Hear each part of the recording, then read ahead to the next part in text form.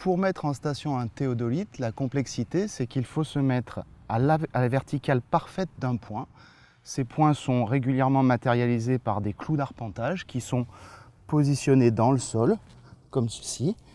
Et donc, le principe va être de se mettre en station au-dessus de ce clou et de régler l'appareil correctement. Donc, pour cette mise en station, on va détailler 11 étapes qu'il faut absolument respecter, et respecter l'ordre de ces étapes est important. Donc la première étape, c'est la mise en place du trépied. Le trépied, il faut qu'il soit à la bonne hauteur et qu'il soit au-dessus du clou avec une précision de plus ou moins 5 cm. Donc pour régler la hauteur, on débloque les coulisseaux et on règle le trépied à peu près à la hauteur de sa poitrine. Puis on rebloque les coulisseaux et on positionne à l'œil le trépied à la verticale du point. Une fois qu'il est positionné à l'œil à la verticale, on peut vérifier ça avec un caillou qu'on va lâcher et on regarde où est-ce qu'il tombe. S'il tombe à moins de 5 cm du point, c'est bon. Et là, on pique les pieds du trépied. Donc, pour la deuxième étape, il s'agit de fixer le théodolite sur le plateau du trépied grâce à la vis qui se trouve au centre du plateau. Et avant, il est préférable de régler les vis calantes à mi-course. Donc vous avez sur le corps de la vis un petit trait, vous réglez le dessus de la vis sur ce petit trait, et là, elle est à mi-course. Donc les 3 vis doivent être mises à mi-course, puis le théodolite fixé sur le trépied. Donc pour la troisième étape, l'idée est de mettre le plomb optique qui se situe ici sur l'appareil à la verticale du point. Et donc pour ça, on va agir sur les 3 vis calantes qui sont là. Et pour bien repérer le point, parce qu'on ne le voit pas forcément quand on regarde dans le plomb optique, on peut utiliser son pied pour savoir où est-ce qu'on se situe par rapport au clou et agir sur les vis pour amener le plomb optique sur le point. Voilà, le plomb optique est parfaitement sur le point. Pour l'instant, le réglage n'est pas fait, l'appareil n'est pas de niveau, mais l'axe de rotation passe par le point.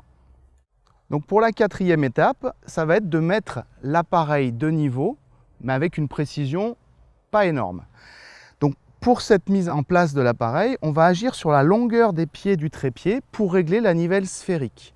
Et quand on joue sur la longueur des pieds du trépied, il est important d'appuyer dessus avec le pied pour pas qu'il se soulève et puis qu'il se réenfonce plus tard pendant les mesures. Et donc, on agit sur la longueur des pieds du trépied. Alors des fois c'est 1, 2 ou 3 pieds, ça dépend, pour régler la nivelle sphérique. Donc grâce à l'étape 4, l'appareil est de niveau, sans être très précisément de niveau. Et comme avec l'étape 3, on l'avait centré sur le point, on fait un contrôle pour cette 5e étape du plomb optique. Logiquement, on ne doit pas avoir trop bougé, mais il est possible qu'on ait bougé de 1 ou 2 cm. Si c'est le cas, on débloque le théodolite, on observe le plomb optique et on ramène le plomb optique sur le point en bougeant de quelques centimètres, 1 ou 2 maximum. Pour la 6e étape maintenant, on va rentrer dans le réglage fin qui doit être très précis. Donc maintenant, on ne va s'intéresser qu'à la nivelle cylindrique, celle-ci, et on va la régler très précisément grâce aux vis calantes. Des vis calantes, il y en a 3, mais nous, on va en choisir 2 plus une, c'est-à-dire 2 qui vont ensemble et une qui ira toute seule.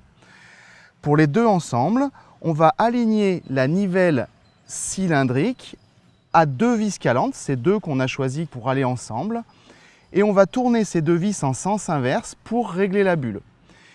Et pour la tourner en sens inverse, soit on rentre les pouces, soit on sort les pouces. Et pour les puristes, la bulle va se déplacer dans le sens du pouce gauche. Du coup, si je veux la déplacer ici vers ma droite, je vais rentrer les pouces jusqu'à régler parfaitement cette bulle. Une fois qu'on a réglé ces 2 premières vis, on va régler la 3e. Et seulement la 3e. Pour ça, il faut faire un quart de tour. La nivelle cylindrique se trouve perpendiculaire aux 2 premières vis et on ne va agir que sur la 3e vis.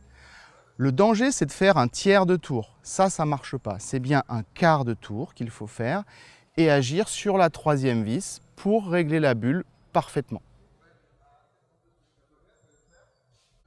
Une fois qu'on a fait les 2 premiers quarts de tour, on va faire un contrôle du plomb optique pour être sûr qu'il n'y a pas eu de mouvement au niveau du clou qui est au sol. Donc je contrôle le plomb optique. En principe, il n'a pas bougé. Si jamais il a bougé, il faut faire comme on a fait en étape 5. Je dévisse, je fais glisser l'appareil sur le trépied de ce qu'il faut et je recommence à l'étape 5. Si c'est bon, ce qui est le cas ici, je vais faire un autre quart de tour. Ma nivelle cylindrique va se retrouver alignée aux 2 premières vis et logiquement, je dois être quasi parfait. Si ce n'est pas le cas, je vais agir sur les 2 premières vis, mais de la moitié de ce qui est nécessaire. C'est-à-dire que là, j'ai une division à faire, je ne vais faire qu'une demi-division pour que, à terme, la bulle soit parfaitement centrée. Cette étape étant faite, je fais un autre quart de tour, je me retrouve aligné avec la 3e vis et je fais pareil, un mouvement de la moitié de ce qui est nécessaire. Et je continue ces étapes, quart de tour après quart de tour, en agissant une fois sur les 2 premières vis, une fois sur la 3e. Et à chaque fois, de la moitié de ce qui est nécessaire pour régler parfaitement la bulle. Donc les étapes étant toutes faites, la mise en station est terminée. On fait un dernier contrôle pour s'assurer que tout est parfait en vérifiant la nivelle cylindrique et en vérifiant le plomb optique. Une fois que tout ça s'est vérifié, on peut allumer l'appareil. Cet appareil a besoin d'être initialisé. Quand il y a des zéros comme ça veut dire qu'il n'est pas initialisé. Et pour l'initialiser, il suffit de lui faire un tour autour de l'axe vertical et un tour autour de l'axe horizontal. Et on a entendu des petits bips, on a des valeurs qui s'affichent, l'appareil est en position et prêt à être utilisé. Enfin, pour ranger l'appareil, donc la première chose est de débloquer les rotations.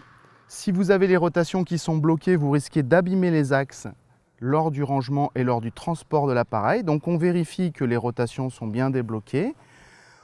On dévisse l'appareil du socle en le tenant par la poignée.